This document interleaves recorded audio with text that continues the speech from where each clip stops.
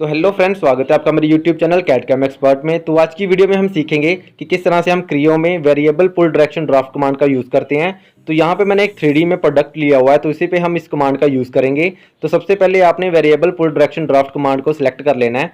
Select करने के बाद आपने यहाँ पे रेफरेंसेस की ऑप्शन को सिलेक्ट कर लेना है। सिलेक्ट करने के बाद आपने यहाँ पे जो पुल डायरेक्शन वाली ऑप्शन है वहाँ पे क्लिक कर लेना है। और यहाँ पे आपने जिस भी फेस को ड्राफ्ट करना है उसका जो परपेंडिकुलर फेस है उसे यहाँ पे सिलेक्ट कर लेना है। तो यहाँ पे जो परपेंडिकुलर फेस रहेगा वो यहाँ पे ये वाला फेस रहेगा, इसे मैंने यहाँ पे सिलेक्ट कर लिया है। सिलेक्ट करने के बाद ये जो एरो है इसकी जो पुल डायरेक्शन अगर ऊपर की तरफ है तो यहाँ पे हमारा जो ड्राफ्ट है वो आउटवर्ड लगेगा, अगर अंदर की तरफ है यानी कि नीचे की तरफ है तो हमारा जो ड्राफ्ट लगेगा वो इनवर्ड लगेगा।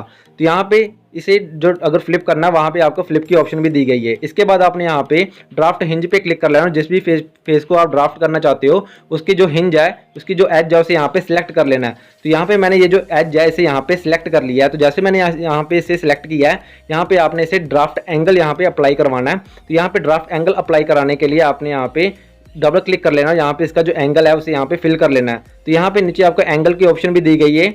यहाँ पे डायलॉग बॉक्स जो दिया गया है इसके नीचे भी यहाँ पे आप डबल क्लिक करके इसकी जो एंगल की वैल्यू है उसे यहाँ पे चेंज कर सकते हो। तो वैल्यू चेंज करने के बाद आपने यहाँ पे टिक वाले बटन पे क्लिक कर लेना है। तो जैसे ही आप यहाँ पे टिक वाले बटन पे क्लिक करोगे आपका जो ड्राफ्ट एंगल है वो यहाँ पे अप्लाई हो जाएगा। तो चलिए अब हम नेक्स्ट ऑप्शन की तरफ चलते हैं। तो इसके लिए यहाँ पे मैं एडिट के ऑप्शन पे क्लिक कर लेता हूँ, इसे बैक कर लेता हूँ। बैक करने के बाद आपने यहाँ पे रेफरेंसेस की ऑप्शन में चले जाना है और यहाँ पे हमने अब सेकंड जो एज है इसे भी यहाँ पे सिलेक्ट करके इसको भी हमने ड्राफ्ट एंगल देना है। तो यहाँ पे ड्राफ्ट एंगल के लिए आपको यहाँ पे जो एज सिलेक्ट करनी होगी उसके लिए आपको यहाँ पे न्यू सेट की ऑप्शन पे क्लिक करना होगा। तो चलिए मैं यहाँ पे न्यू सेट की ऑप्शन पे क्लिक कर लेता हूँ। तो न्यू सेट की ऑप्शन पे क्लिक करने के बाद ही आप सेकंड एज को सिलेक्ट कर पाओगे। तो यहाँ पे मैं न्यू सेट की ऑप्शन पे जैसे क्लिक करूँगा आपको यहाँ पे सेट 2 की ऑप्शन दिखेगी। इसके बाद आपने यहाँ पे ड्राफ्ट हिंज दे देनी है जो कि एज है उस सरफेस की। तो एज को सिलेक्ट करते ही आपका जो ड्राफ्ट एंगल है वो यहाँ पे आपने चेंज कर लेना है। तो यहाँ पे आप डबल क्लिक करके भी एंगल चेंज कर सकते हो और यहाँ पे आपको डायलॉग बॉक्स में भी यहाँ पे एंगल की ऑप्शन दी गई है। आप वहाँ पे भी डबल क्लिक करके इसकी जो एंगल वैल्यू है उसे यहाँ पे चेंज कर सकते हो। वैल्यू चेंज करने के बाद आपने यहाँ पे टिक वाले बटन पे क्लिक कर लेना है और कमांड से बाहर आ जाना है। तो जैसे ही आप यहाँ पे टिक वाले बटन पे क्लिक करोगे आपका जो ड्राफ्ट है वो यहाँ पे अप्लाई हो जाएगा। तो चलिए अब हम नेक्स्ट कमांड की तरफ चलते हैं जिसमें हम एक ही एज पे मल्टीपल ड्राफ्ट अप्लाई करेंगे, जिसे हम वेरिएबल ड्राफ्ट भी कहते हैं। तो उसके लिए मैं यहाँ पे इसे बैक कर लेता हूँ। बैक करने के बाद आपने दोबारा से ड्राफ्ट में चले जाना है और यहाँ पे वेरिएबल पुल डायरेक्शन ड्राफ्ट को सिलेक्ट कर लेना है।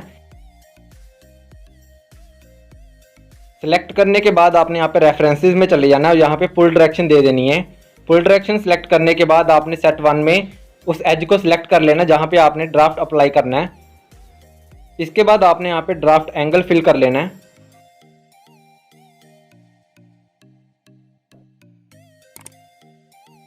ड्राफ्ट एंगल फिल करने के बाद अब आपने यहाँ पे मल्टीपल ड्राफ्ट एंगल्स फिल करने हैं। तो उसके लिए आपको यहाँ पे क्लिक करना होगा।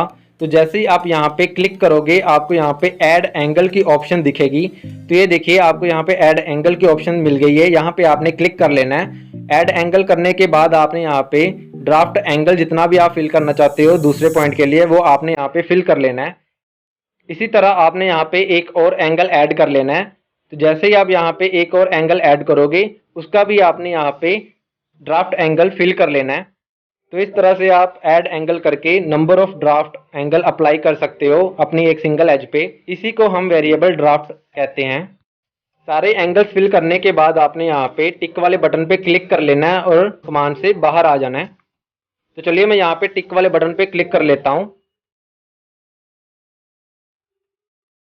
तो ये देखिए हमारा जो वेरिएबल ड्राफ्ट है वो यहाँ पे अप्लाई हो चुका है। तो ये थी हमारी आज की वीडियो।